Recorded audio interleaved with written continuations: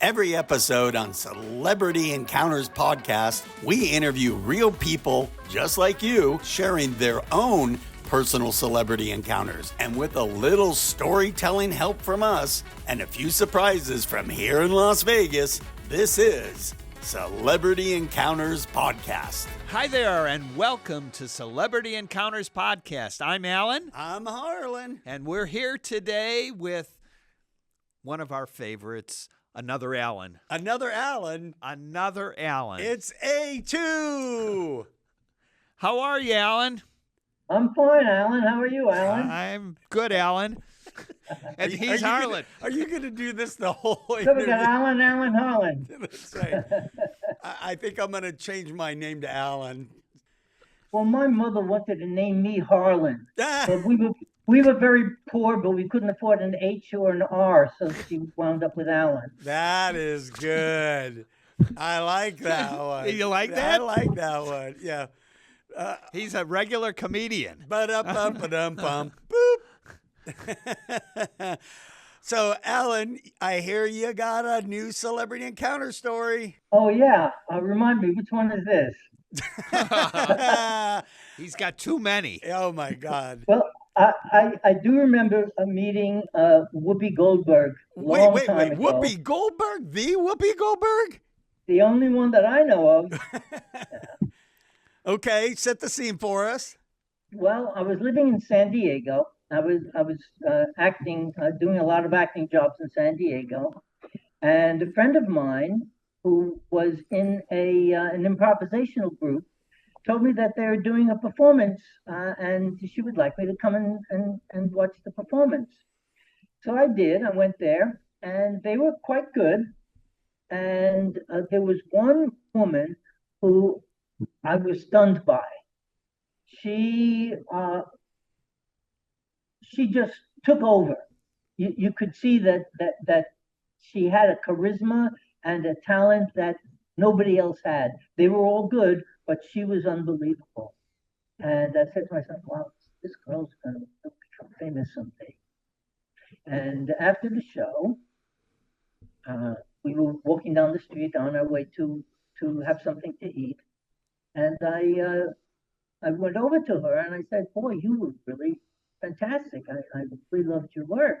She said, oh, well, thank you. I said, what's your name? She said, Whoopi Goldberg. I said, Whoopi Goldberg? What kind of name is that? Were you born with that name? She said, no, I just decided I wanted to be called Whoopi Goldberg. And that was the name she decided on. Wait.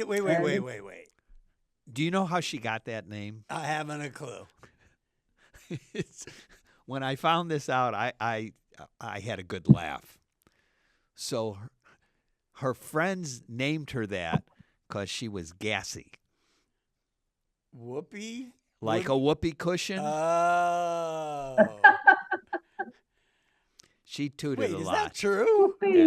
That's what they say. Internet says. That's what they say.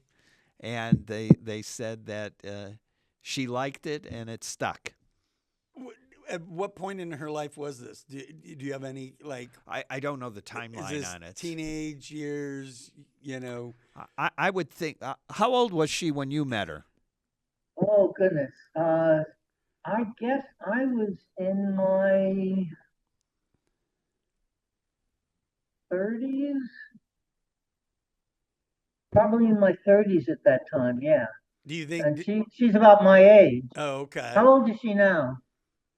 I don't know. I don't know. All right, Internet, let's find out.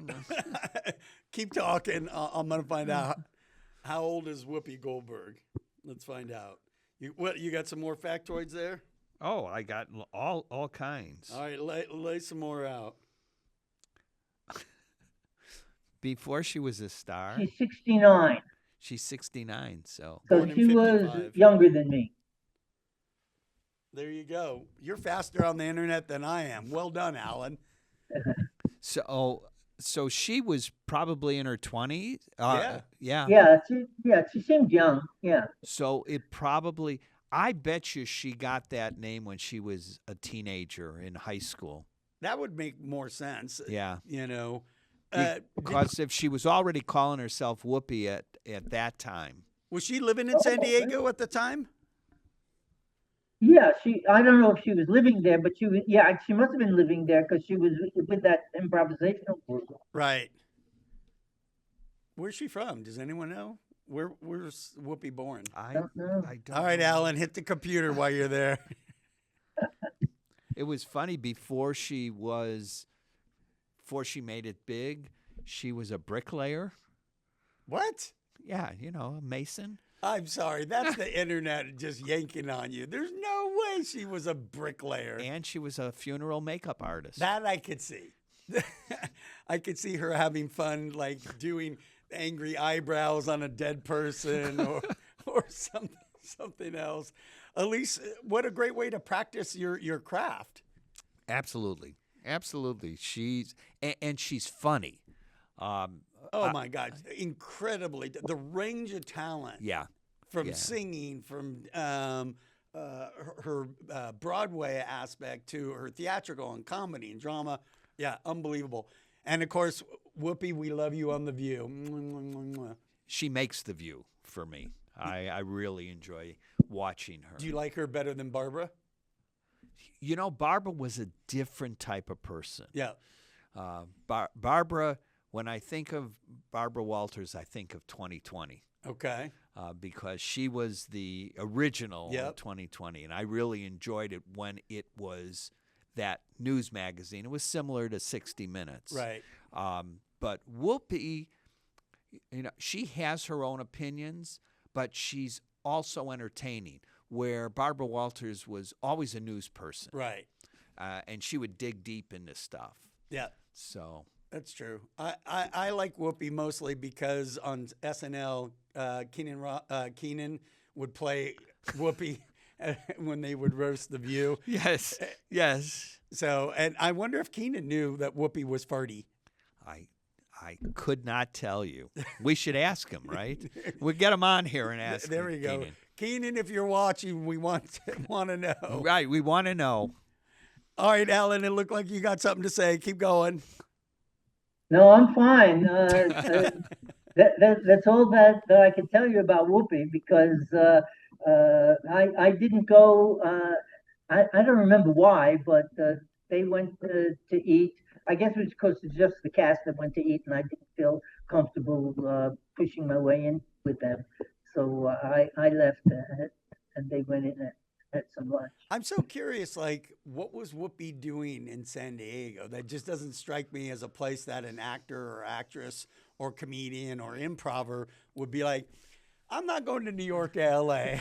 I'm going to San Diego. San Diego had a lot of work. I did a lot of work in San Diego. As a matter of fact, you know the story of an actor's 5 stages of an actor's life? No, tell me. Well, the first stage is, who is Alan Sharp? The second stage is, get me Alan Sharp. Then the third stage, get me a young Alan Sharp. And then the next stage is, get me an Alan Sharp type. Okay. And the last stage is, who is Alan Sharp? Well, in San Diego, I was working a lot. I did some films. I did a lot of television and commercials. And so I was known in San Diego. As a matter of fact, I went to one audition, and I happened upon the paper that the agents get when they say what they're looking for. And on the top it said, an Alan Sharp type.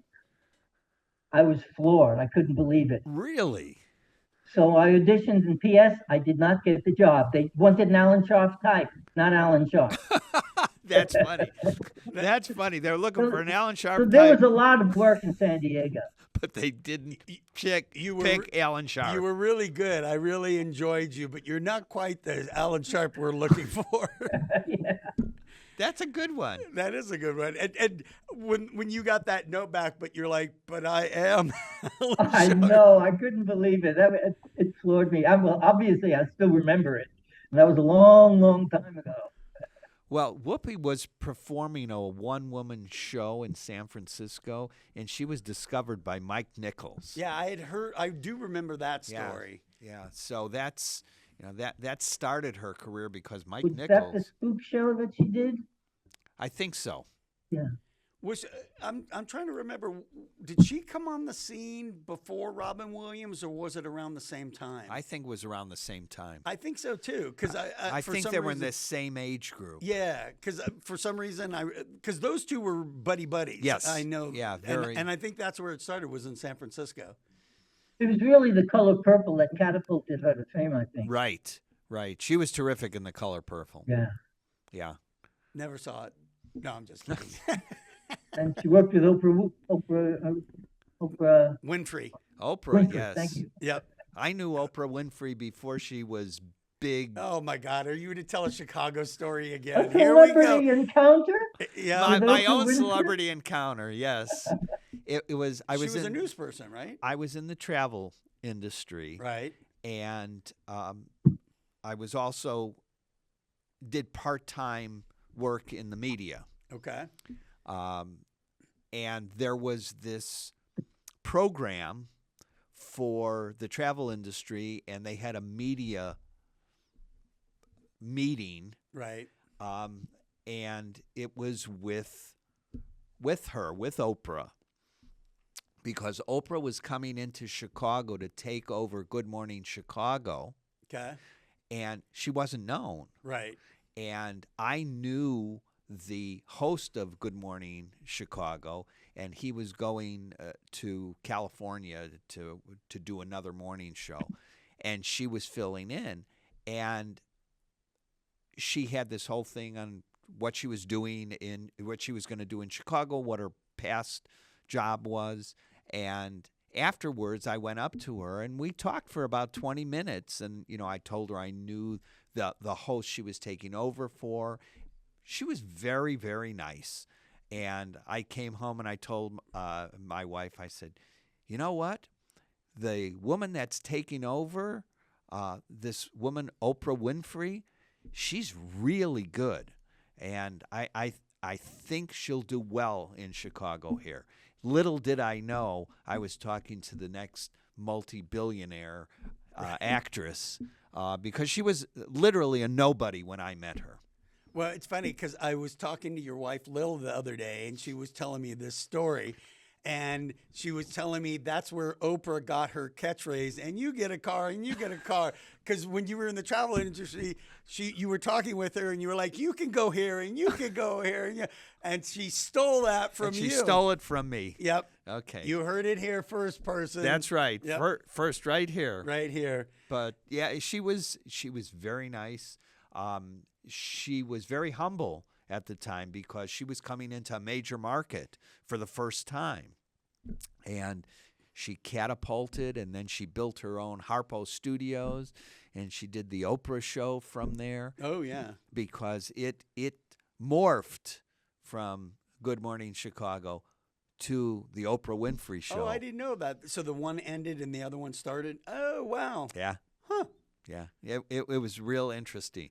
And they were doing it at the Oprah Studios. Wow. Alan, did you ever go see Oprah show? I never went in person. I watched her show many times, yeah.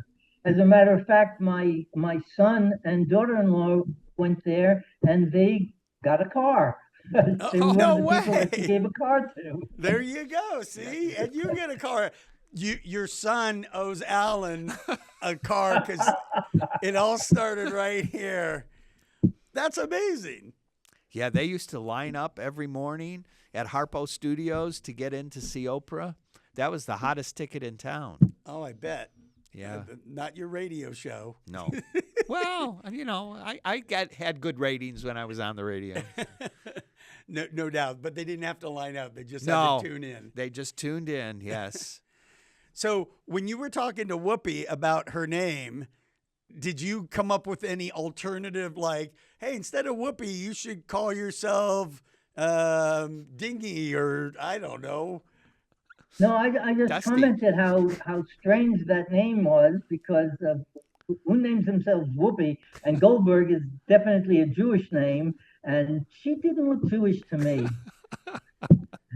By the way, I remember now I looked it up earlier. I typed while you were talking. I typed in Whoopi Goldberg in San Diego, and they said that she was with the Blake Street Hawkeyes in San Diego. That was the name of the improvisational company that she was working with. Did it say what year? 19. It's such an amazing thing because it's like I know in Chicago they had a big improv group there, right? Well, Second City. Second City. Yeah, that one of those little improv groups, right? So But they were it, known but for it that. also said that she worked in a restaurant, so she had to take on extra jobs to keep food on the table, I guess. She worked in a place called the Big Kitchen in Golden Hill, part of San Diego. Huh. Well, that's how actors and actresses made a living because they weren't making any money doing shows. They had to make money somehow to pay the bills, and they were waitresses and waiters, or she did makeup for people. And so. Absolutely. In that same vein, this was fascinating to me. So my daughter, Haley, went to Emerson, and she grew up as a performing arts kid and sang and danced and acted and that kind of stuff in Los Angeles, and then decided she wanted to go on and make a career of it. And it turned out I knew a couple of Broadway people, performers. I know they don't want me to mention their name, so I'm not going to mention their name, but you would know them. And I asked them, would you Zoom with my daughter Haley and give some advice and that kind of stuff? And the advice that both of them, independent of each other, gave, which completely caught me off guard, was while you're in college, don't major in theater. Well, no, check it out. Take all the classes that you want, outside of college to propel yourself forward, but get like a marketing degree. So instead of being a barista or a waitress and starving to death, you can get yourself a real job, that pays a decent salary and become the actress that you want to be, type of thing. And I was so shocked by that advice. That's interesting. From these very successful Broadway people, Yeah, type of thing. What do you think, Alan? My mother gave me the same advice. Oh, But when I was in college, I was originally studying to be a lawyer. So I majored in economics, and I was getting C's and D's. And I don't think you should major in something to get C's and D's. And so I switched to speech rhetoric, figuring that lawyers had to do things like that. So I changed to the speech and theater department, and I had to take an elementary course in acting. And well, that was when I switched my major to speech and theater, and I forgot about economics, and I became an actor. And my mother said, it's okay, you want to be an actor, but take some education courses and put your certificate in your back pocket just in case you need it. She was so cute. And sure enough, I became a substitute teacher in between jobs, and that's what kept me going. and you didn't have to be that starving, right. That's That starving I artist. never had right. to take restaurant jobs or anything like that because I was always available to substitute teach if I was not acting. That's a good one. I never thought about substitute teachers. Yeah. Because you can pick up or drop. Go anywhere with it. Yeah, that's Yeah. pretty. You're pretty smart there, Alan. That was my mother, not me. You were. Oh, all right. Well, then you're not smart at all. Thank you, Mom. Well, he's an Allen. Us Allens are pretty smart. Yeah, there's no doubt about Yes, it. right? No doubt. Right, about Alan? We are. Yes, absolutely. Is there like a Facebook group for Allens or something? I think we should start one. I think The Allen Facebook group. That's right, Alan. Just Alan. I love it. The Allen Club. That's So- right. Wasn't one of the big wigs at Apple and Alan? Am I just being drunken madness right now? Yeah, Okay. yeah. No, I didn't know any Allens at Apple. Okay. All right. even though there were 35,000 people that work there. Okay. No, 125,000. Wow, really? Yeah. Wow, that's crazy. Well, Alan, thank you so much for coming on the Celebrity Encounters podcast. We truly appreciate all the wonderful Whoopi moment that you had. I'm Harlan. I'm Alan. And we hope to see all of you back here again with more fun stories from Alan, and Harlan On Celebrity Encounters Podcast. See you next time. Thanks for tuning in today. And if you enjoyed our show, please subscribe, rate, and review our podcast on all your favorite platforms. We'll see you next week with the next episode of Celebrity Encounter Podcast.